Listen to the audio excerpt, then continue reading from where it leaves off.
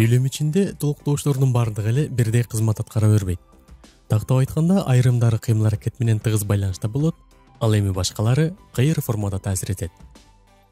Мисалы, Асанга китепти бердим. Аталган сүйлөмдөгү кыймыл аракет бердим. Ошол эле учурда бул сүйлөмдүн баяндоочу.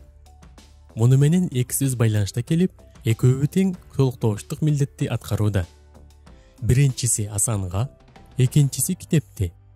Эгерде кимдир бирөө бердим десе, дароо эмнени деп суроого мажбурбуз. Андан соң гана кимге деген суроо жаралат.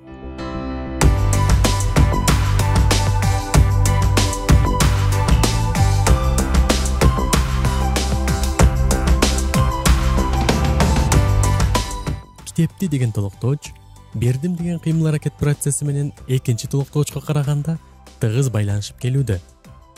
Сүйлөмдөгү кыймыл аракетке багытталган ушундай катышына карай, толуктоочторду тике толуктоочтор жана кыйыр толуктоочтор деп эки топко бөлүп карайбыз.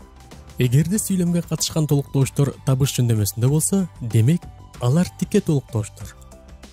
Анна Каренинаны окуп бүттүм. Тамакты шашпай кайнатуу керек. Билимди китептен издеген туура.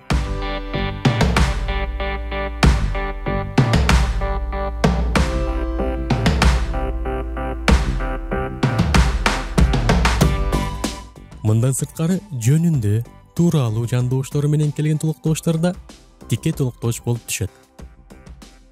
Эртеңки ишти сүйлөштүк, же болбосо эртеңки иш тууралуу сүйлөштүк.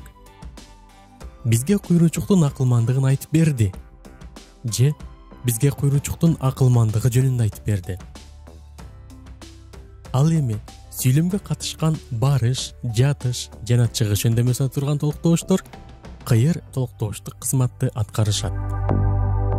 Жакшыга айтсаң билет, жаманга айтсаң күлөт. Керегеде кулак бар, кеп айтам десең узак бар. Ар бир адам баскан кадамынан сабак алуусу абзел.